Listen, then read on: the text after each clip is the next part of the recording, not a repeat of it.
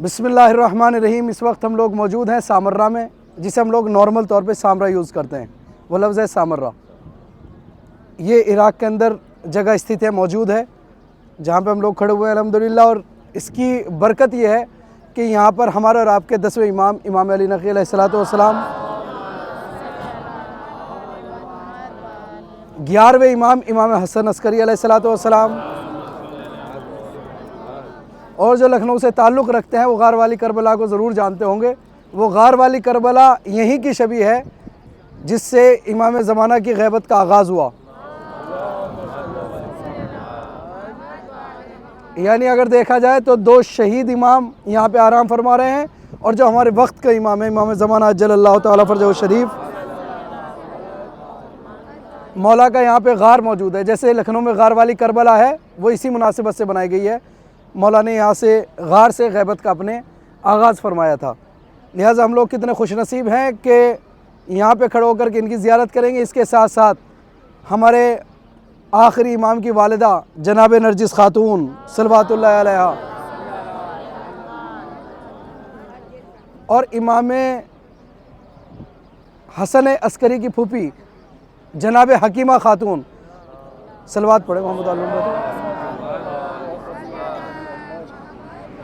जिन्होंने सबसे पहले विलादत की मुबारकबाद दी है इमाम हसन अस्करी को कि मेरे लाल हसन अस्करी, आपको बहुत बहुत मुबारक हो, तुम्हारे यहाँ एक बेटा पैदा हुआ है। लेकिन वो आंखें नहीं खोलता, और जैसे ही ज़मीन पर आया है तो उसने अपने सर को सजदे में रख दिया। ये हमारे और आपके आखिरी इमाम जब इस दुनिया के अंदर आए हैं, ये ख़बर लेकर के जनाब हकीमा खातून जो इमाम हसन अस्करी की फूफी थी, सबसे पहले इमाम हसन अस्करी को इत्तला दी, सबसे पहले ख़बर की मुबारकबाद दी। ये है कि इसकी मुख्तसर सी तारीख़। जब हम अंदर दाखिल होंगे तो सबसे पहले 2 रकत नमाज इमाम अली नक़ी के नाम की अदा करेंगे, 10वें इमाम की। 2 रकत नमाज हदिया करेंगे इमाम हसन अस्करी को ज़ियारत की। 2 रकत नमाज इमाम ज़माना की वालिदा जनाब नरजिस खातून। 2 रकत नमाज इमाम हसन अस्करी की फूफी जनाब हकीमा खातून। ये चारों क़ब्रें एक जगह पे मौजूद हैं, इनको हदिया करना है। फिर हम लोग फ़ारिग होने के बाद गार में जाते हैं, जहाँ से इमामत का दौर शुरू हुआ, जिसे ग़ैबत सुग़रा कहा जाता है। ग़ैबत 2 तरह की हुई, एक ग़ैबत सुग़रा कहलाई, शॉर्ट ग़ैबत, एक ग़ैबत कुबरा, बड़ी ग़ैबत कहलाई। ग़ैबत सुग़रा का ज़माना 70 साल रहा, फिर उसके बाद ये ग़ैबत कुबरा के अंदर ट्रांसफ़र हो गया, जो आज तक चला रहा है। लिहाजा हम लोग जब गार में जाएंगे तो 2 रकत नमाज़ पढ़ेंगे, इमाम ज़माना को हदिया फरमाएंगे इंशाअल्लाह। जो लोग 100 मरतबा इय्याका नअबुदु व इय्याका नस्तईन वाली नमाज़ पढ़ना चाहते हैं, वो लोग नमाज़ पढ़ सकते हैं, जो इमाम ज़माना की मखसूस है। उसका तरीक़ा ये होता है, जब हम इय्याका नअबुदु व इय्याका नस्तईन पढ़ते हैं तो 100 टाइम्स उसको दोहराते हैं, रिपीट करते हैं, इय्याका नअबुदु व इय्याका नस्तईन, इय्याका नअबुदु व इय्याका नस्तईन। फिर आगे जाते हैं इहदिनस सिरातल मुस्तक़ीम सिरातल लज़ीना। जब ये कंप्लीट हो जाए सूरा, फिर 7 टाइम्स सूरह कुल हुवल्लाह। फिर रुकू के अंदर जाएंगे 7 टाइम्स सुबहान रब्बियल अज़ीम व बिहम्दे। सजदे में जाएंगे 7 टाइम्स सुबहान रब्बियल आला व बिहम्दे। सर उठाएंगे, दोबारा सजदे में जाएंगे सुबहान रब्बियल आला व बिहम्दे, फिर 7 टाइम्स। फिर खड़े हो जाएंगे, फिर इय्याका नअबुदु व इय्याका नस्तईन जब सूरह हम्द में आता है, फिर 100 टाइम्स उसकी तिलावत करेंगे।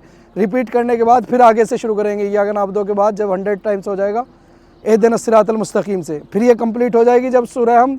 इसके बाद फिर 7 टाइम्स पढ़ना होगा सूरह कुल हुवल्लाह। उसके बाद फिर हम लोग दुआ मांगेंगे। आपकी दुआएं, जितनी दुआएं मांग सकती हैं जो आपको अरबी में याद हैं, अपने वालिदैन के लिए, अपने हक़ में जो भी दुआएं आपके याद हैं, दुआए कुमैल के जुमले हैं और दूसरी दुआएं, वो सब दोहरा सकते हैं आप कुनूत में। फिर रुकू में जाएंगे 7 टाइम्स सुबहान रब्बियल अज़ीम व बिहम्दे। सजदे में फिर उसी तरह दोनों मरतबा 7-7 मरतबा सुबहान रब्बियल आला व बिहम्दे। ऐसे ये नमाज तमाम हो जाएगी, इमाम ज़माना को हदिया की जाएगी। ये एक स्पेशल तरीक़ा है इमाम ज़माना को, वरना नॉर्मल आप 2 रकत नमाज़ सुबह पढ़ने के बाद वो भी गिफ्ट कर सकते हैं, हदिया कर सकते हैं इमाम ज़माना अज्जलल्लाहु तआला फ़रजहु शरीफ की ज़ात मुक़द्दसा के लिए, उनकी हिफाजत के लिए, उनकी सलामती के लिए। अब आप देखिए कि जिस जगह पे हम लोग मौजूद हैं, यहाँ पर 10वें इमाम की इंशाअल्लाह अगर मौका मिला तो हम लोग जाएंगे, अगर खुला हुआ वो एरिया कि जिसे ज़िंदान कहा जाता है, कि इमामों को कितनी सख्ती के साथ रखा गया है। और अभी 10 साल पहले का वाक़या है कि जो गुंबद नज़र आ रहा है, इसको दुश्मनान अहले बैत ने, दुश्मनी इतनी है कि 1400 साल के बाद भी ये रोज़े भी बर्दाश्त नहीं हो रहे हैं दुश्मन पे। आप सोचिए कि आप और हम खड़े कहाँ पे हैं और हमारी ज़िम्मेदारी है क्या है। हमारी और आपकी ज़िम्मेदारी है खाना खाना, पानी पीना, ऐश करने के लिए हम लोग इस दुनिया में नहीं आए। हमारा एक मिशन है, उस मिशन पे हम लोगों को काम करना चाहिए। ताकि उस मिशन को, अहले बैत का जो मिशन है उसको आगे बढ़ा सकें। हम लोग अपनी एक नॉर्मल लाइफ लेकर के पैदा नहीं होते, वरना फिर किसी भी मज़हब के अंदर जा सकते थे। शियों को इसीलिए स्पेशल पैदा किया गया ताकि वो मिशन ऑफ अहले बैत जो है उसको आगे ले जा सकें और उस मकसद को पूरा कर सकें जो करबला का मकसद था। 10वें इमाम के यहाँ पर जब जाएंगे तो हम ये वादा करेंगे, मौला आपने इल्म को दुनिया के सामने फैलाने की कोशिश की तो हम अपनी आने वाली नस्लों को जाहिल नहीं रहने देंगे। और जब 11वें इमाम की खिदमत में जाएंगे तो इमाम का नाम है हसन अस्करी। ये हसन दूसरी मरतबा रिपीट हुआ है, दूसरे इमाम के बाद फिर से ये नाम आया इमाम हसन, और आपके साथ है अस्करी। अस्कर कहते हैं लश्कर को। मौला हमें एक लश्कर की तरह, जैसे तस्बीह के दाने बिखरे हुए होते हैं उन्हें पिरो दिया जाता है तो एक तस्बीह बन जाती है, ऐसे ही हम सब आपस में मोहब्बत करके एक रूह एक जान होकर के दुनिया के शिया रहेंगे इंशाअल्लाह।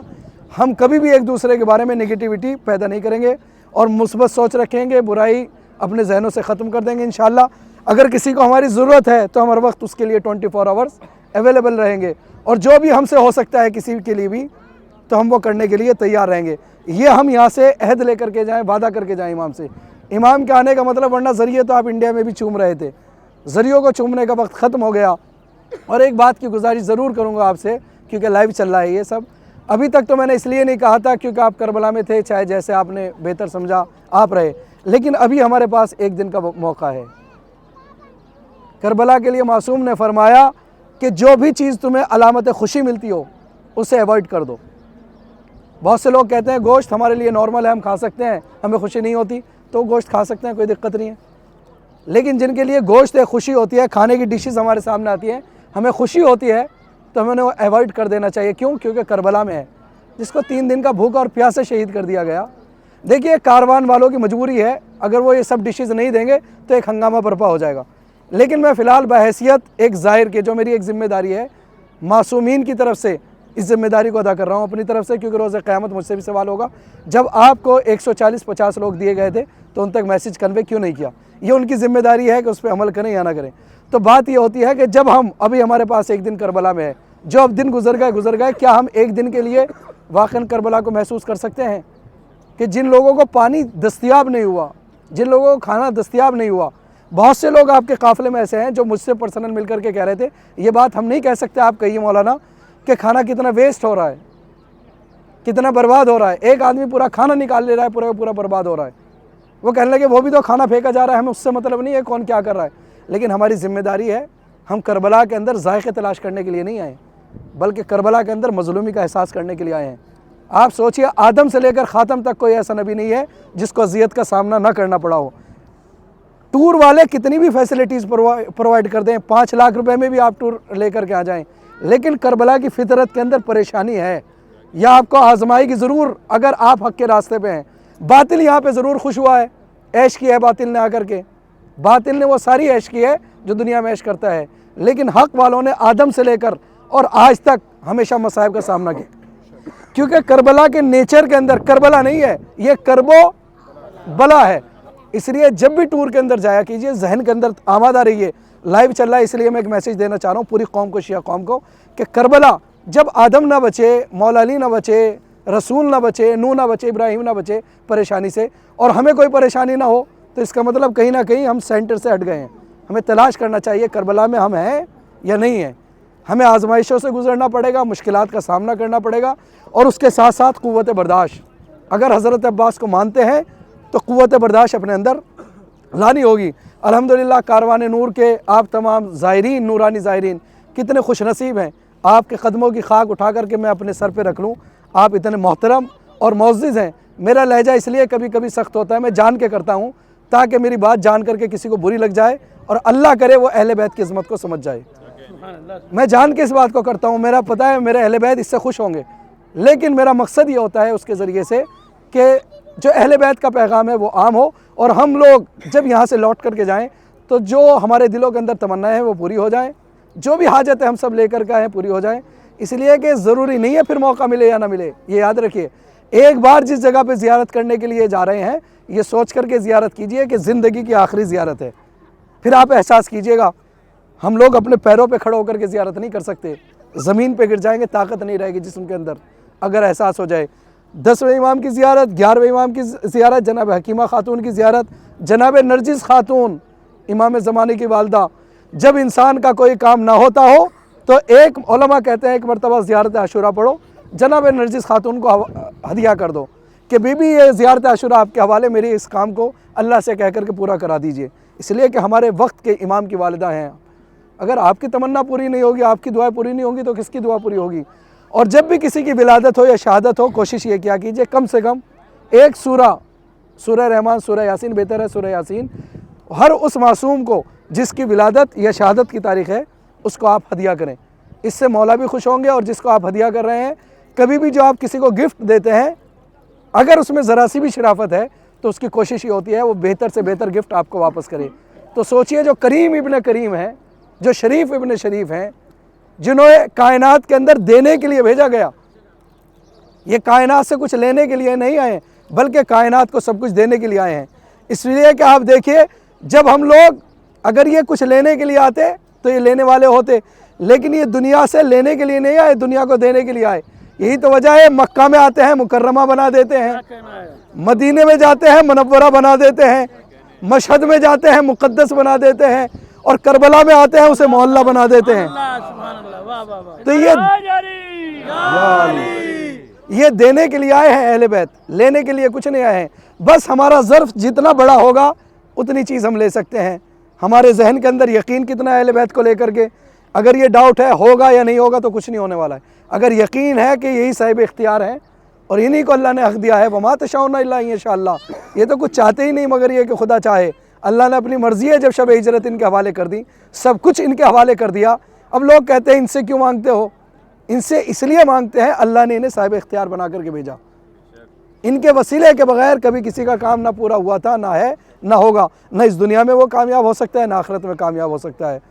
लिहाजा कारवान नूर के तमाम नूरानी ज़ायरीन की बारगाह के अंदर ये गुजारिश है कि अल्हम्दुलिल्लाह हम और आप सब यकीनन खुश नसीब हैं कि जो इन दरवाज़ों तक पहुँचे हैं। अपने दिलों को इन बारगाहों के सामने ले जा कर के रख दीजिए और अपने दिल से गुफ्तगू कीजिए, अपनी आँखों से नहीं। आँखों को बंद कीजिए और ज़री को पकड़ करके उस शख्सियत से गुफ्तगू कीजिए जिससे आप बात करना चाहते हैं। ये इमाम हयात हैं, ये ज़िंदा हैं, शहीद राह खुदा मरते नहीं हैं। हम किसी मुर्दा के यहाँ पे नहीं आए हैं बल्कि उनके दरवाज़े पे आए हैं जिनके दरवाज़ों से ज़िंदगी की खैरात बट रही है। 1400 साल पहले जिसे कफन नहीं मिला, आज हाथों में देखिए कफन लिए हुए खड़े हैं कि रोज़े से जाकर के मस करना है। ये कफन ले जाने का मतलब खौफ नहीं है कल को जाकर के मर जाऊँगा, बल्कि कफन इस बात की दलील है कि ज़िंदगी को बढ़ाता चला जाता है। करबला का कफन ज़िंदगी को बढ़ाता है, ज़िंदगी के अंदर सुकून लेकर के आता है, और करबला का कफन इंसान की ज़िंदगी के अंदर बहुत सी तब्दीली लेकर के आता है। इंशाअल्लाह जब हम लोग लौट करके जाएंगे तो हमारे अमल के ज़रिए से जो लोग हमसे मिलने आए कम से कम वो एहसास करें कि काश मैं भी करबला जाता।